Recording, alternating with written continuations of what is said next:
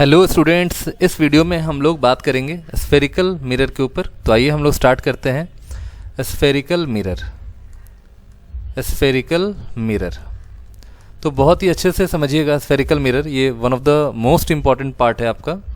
तो देखिए, spherical mirror basically एक हॉलो स्फेयर का एक पार्ट होता है, ठीक है। तो जैसे देखिए, सपोज करिए ये हमारा एक हॉलो स्फेयर अंदर से पूरा खोखला है ना। ये आपका यहाँ पे जस्ट लाइक एक स्फेयर है। अब इस स्फेयर को हम लोग क्या करते हैं, इसकी स्लाइसिंग करते हैं। स्लाइसिंग इन द सेंस कि हम इसको काटते हैं। तो अगर मान लीजिए हमने इस वाले स्फेयर को काटा, इस तरह से काटा, और यहाँ पे हमें एक हॉलो स्फेयर, यहाँ पे हॉलो स्फेयर का एक पार्ट मिला, मतलब इस वाले मिरर का हमें एक पार्ट मिल रहा है, ठीक है। ये हमारा एक पार्ट मिल रहा है यहाँ पे, देखो। तो इस मिरर को हम अगर पॉलिश करते हैं फ्रॉम कहाँ से, अगर इस मिरर को हम पॉलिश करते हैं आउटसाइड, हमने मान लो यहाँ पे आउटसाइड इसको पॉलिश किया, तो इस तरह के मिरर को हम कहेंगे कनकेव मिरर, कनकेव मिरर, ठीक है। इसे हम लोग क्या बोलते हैं, कनकेव मिरर। सपोज करिए कि अगर हमने इस वाले मिरर को, सपोज करिए इस वाले मिरर को अगर हमने अंदर से पॉलिश कर दिया, यानी सिल्वर कोटिंग कर दिया, हमने अंदर से हमने क्या किया, कोटिंग किया, तो this type of mirror is convex mirror. ये हमारा क्या कहलाएगा, this is your convex mirror. तो डिपेंडिंग अपॉन द कोटिंग, है ना, डिपेंडिंग अपॉन द कोटिंग, यहाँ पे हम लिख सकते हैं depending upon coating mirror is defined, mirror is classified as सबसे पहला कनकेव मिरर। ये हमारा क्या होगा, कनकेव मिरर हो जाएगा, ठीक है। और दूसरा हमारा होता है convex mirror, this is your convex mirror, ठीक है।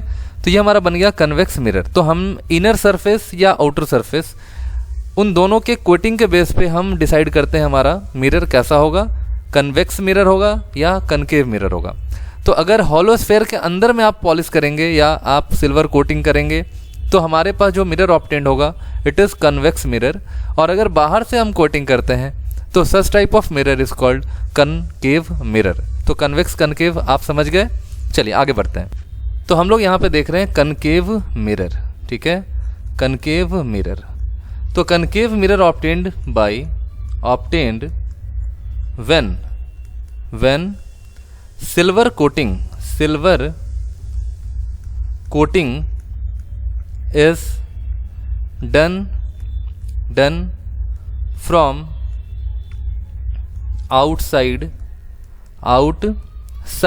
सिल्वर जो कोटिंग होगा अगर वो आउटसाइड होगा तो हमारा जो मिरर ऑब्टेंड होगा दैट इज कनकेव मिरर। तो कनकेव मिरर हमने आपको बताया कि कनकेव मिरर क्या होता है, जब हम कोटिंग आउटसाइड करते हैं हमें कनकेव मिरर मिलता है। This such type of mirror is concave mirror, है ना। दूसरा हम बात करेंगे कन्वेक्स मिरर। देखिए कन्वेक्स मिरर, तो इसके बारे में हम लिखेंगे, ये ऑब्टेंड होता है, obtained when coating is done from inside the hollow part, तो जब हॉलो पार्ट के अंदर हम कोट करते हैं, ठीक है। देखो जैसे ये मान लो हमारा मिरर है, इसका ये जो आपका अंदर का जो सरफेस है, हॉलो सरफेस है, this is your hollow surface, है ना। ये हमारा हॉलो सरफेस हो गया। तो हॉलो सरफेस के अंदर अगर हम कोट करेंगे तो हमारा जो मिरर ऑब्टेंड होगा इट इज़ कन्वेक्स मिरर, ये कन्वेक्स मिरर कहलाएगा। Is it clear students. चलिए अब हम आगे बढ़ते हैं। अब कुछ टर्म्स को समझते हैं जो कि हमारे मिरर से रिलेटेड होता है, और ये बहुत इंपॉर्टेंट सब टर्म्स है। आइए स्टार्ट करते हैं। तो यहाँ लिखेंगे हम टर्म्स रिलेटेड टू, देखिए terms related to spherical mirror. देखते हैं सारे टर्म्स को जो हमारे स्फेरिकल मिरर से रिलेटेड होता है। सबसे पहले हम बात करते हैं, सबसे पहले यहाँ पे हम बात कर रहे हैं देखिए हमारे पास क्या है, एक कन्वेक्स मिरर है, ठीक है, this is your convex mirror, ये हमारा कन्वेक्स होता है, this is your convex mirror, convex mirror. और ये हमारा है concave mirror, this is your concave mirror, ये कनकेव मिरर हो गया। देखिए अगर हम बाहर से कोट करते हैं ये हमारा हो जाएगा कनकेव मिरर, ठीक है ना।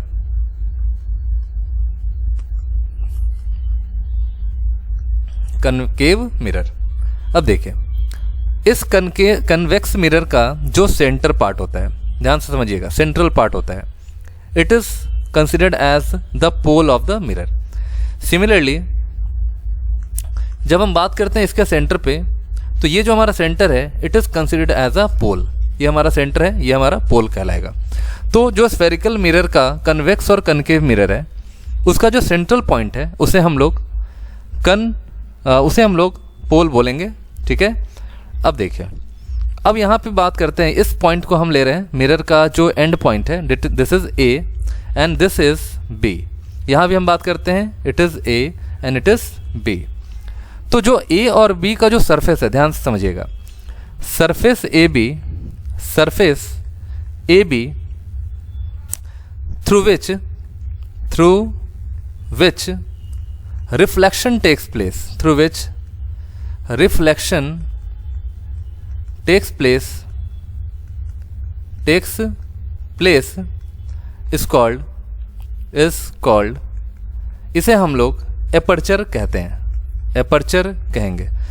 कहने का मतलब कि जो होल एरिया है, जिस एरिया के थ्रू हमारा लाइट आके रिफ्लेक्ट करेगा, तो वो कंप्लीट एरिया हमारा एपर्चर कहलाएगा, ठीक है। The portion available for reflection is called aperture. तो हम लोग इसको दूसरे लैंग्वेज में लिख सकते हैं कि एपर्चर जो है, aperture the portion available for, देखो लिखेंगे यहाँ पे the portion available for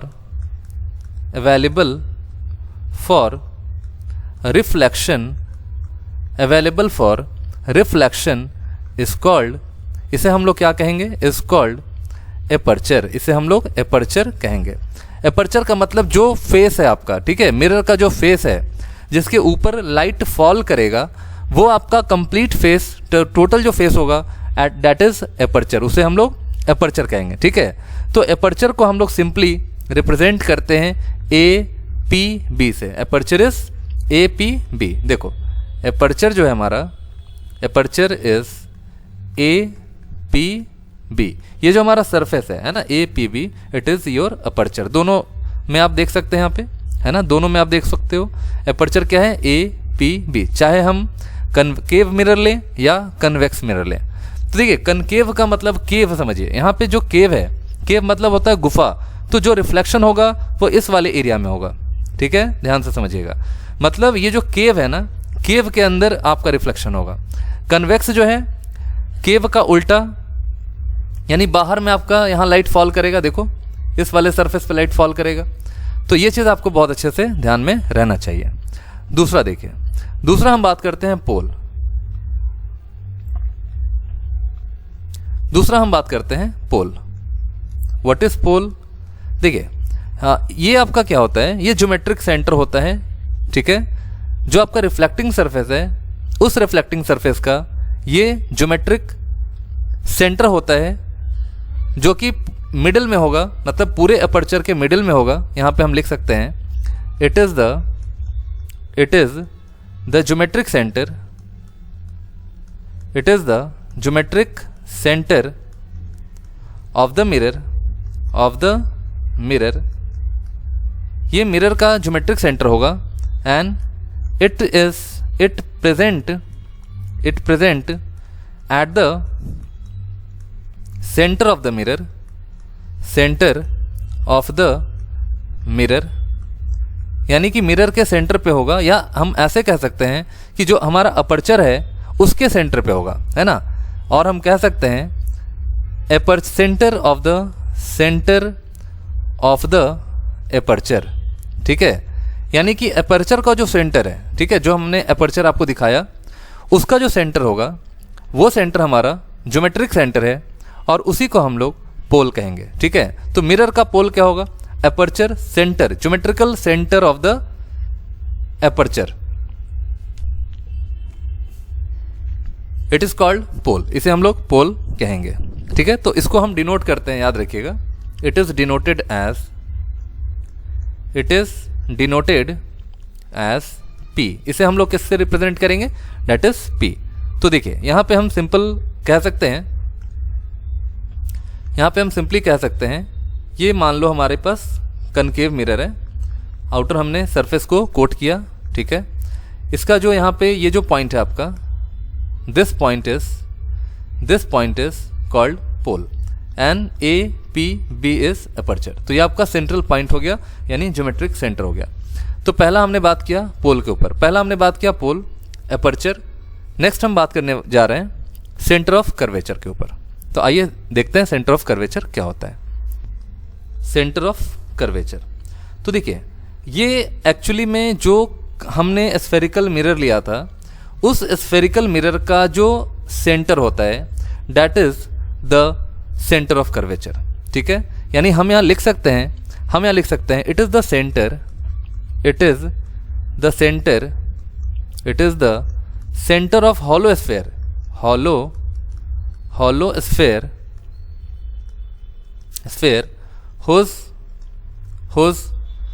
parts are concave and convex,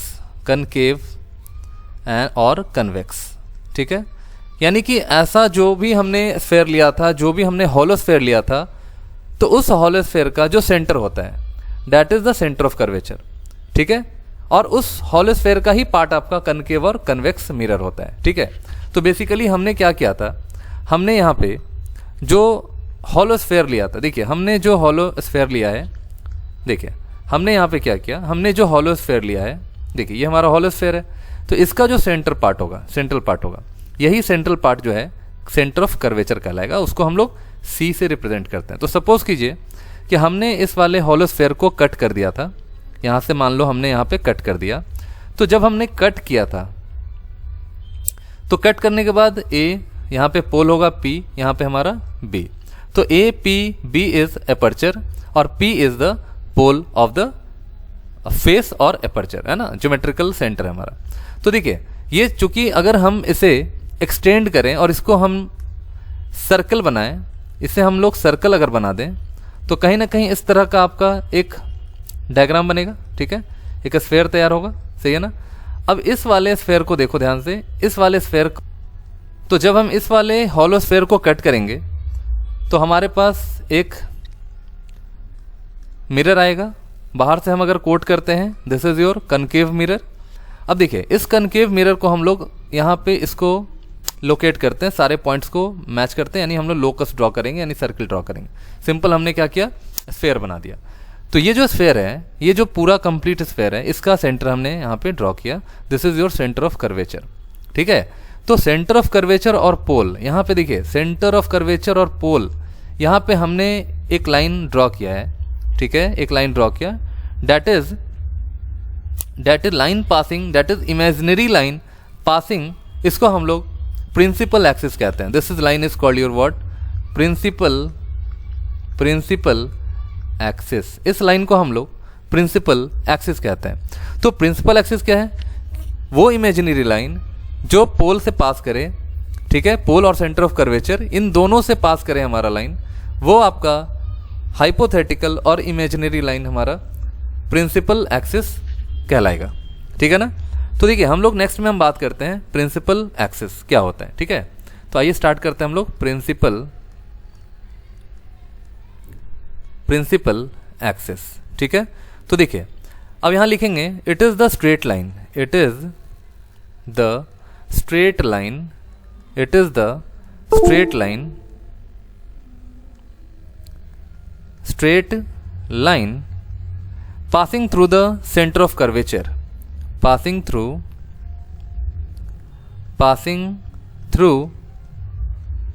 the center of curvature, the center of curvature, it is the straight line, और हम ये कह सकते हैं it is the imaginary line, imaginary straight line आप कर दो ज़्यादा अच्छा रहेगा, straight line passing through the center of curvature, ठीक है, and the pole, center of curvature and pole, ठीक है। तो हम कह सकते हैं कि जो लाइन आपका P से और सेंटर ऑफ कर्वेचर इन दोनों को अगर ज्वाइन करे, स्ट्रेट लाइन ज्वाइन करे, this straight line is called principal axis. इसे हम क्या बोलते हैं? प्रिंसिपल एक्सिस कहते हैं। तो आप समझ गए प्रिंसिपल एक्सिस क्या होता है। चलिए नेक्स्ट हम बात करते हैं रेडियस ऑफ कर्वेचर। आइए स्टार्ट करते हैं। देखिए radius of curvature, radius of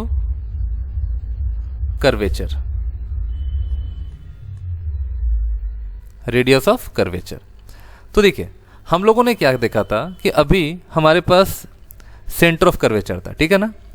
इसको ध्यान से देखिएगा, हमारे पास सेंटर ऑफ कर्वेचर था। This is your concave mirror, it is pole, ये हमारा पोल हो गया, ये पोल हो गया।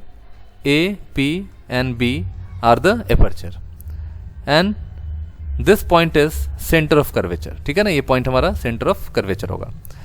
The line passing through the centre of curvature and joining pole, the line passing through centre of curvature and joining pole is called principal axis.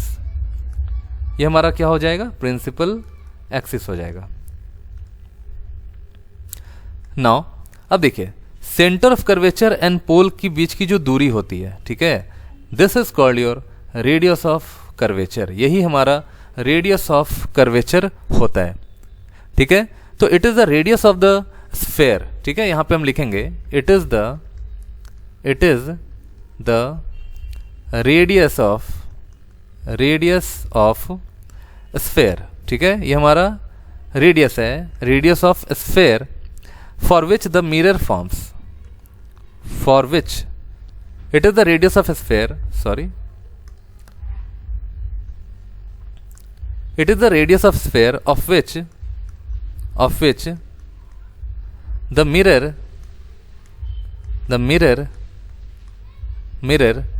forms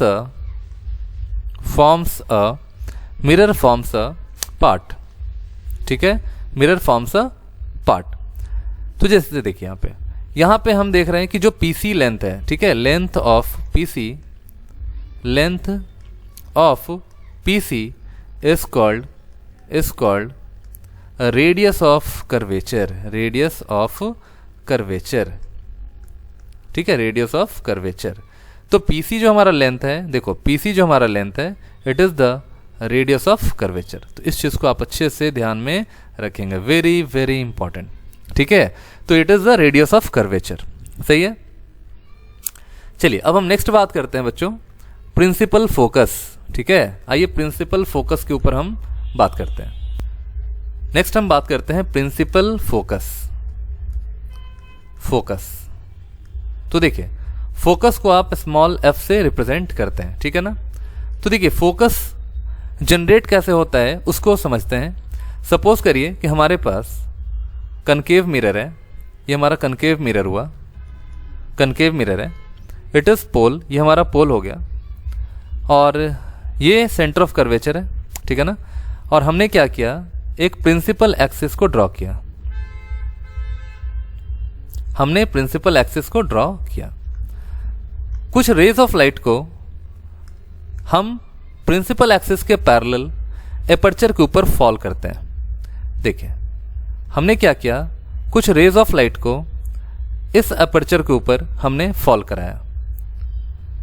बहुत सारे parallel beam of light है जो इस aperture के ऊपर fall कर रहे हैं,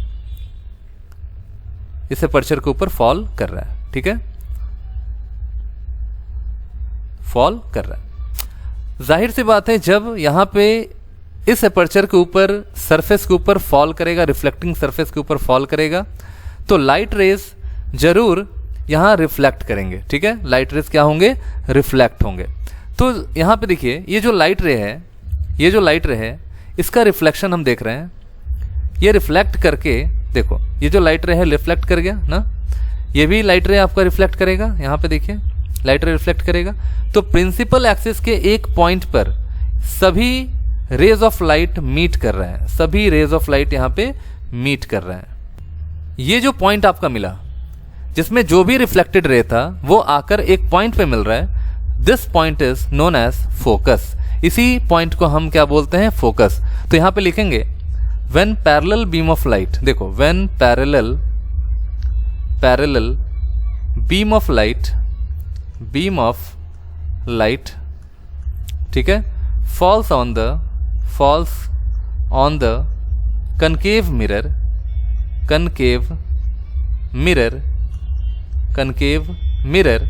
when parallel rays of light falls on the concave mirror, ठीक है, parallel beam of light falls on the concave mirror, then after reflection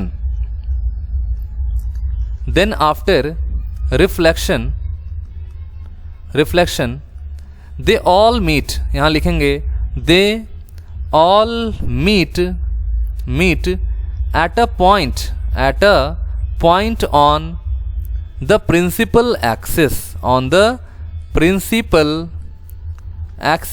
ये प्रिंसिपल एक्सिस के किसी पॉइंट पे मीट करेंगे।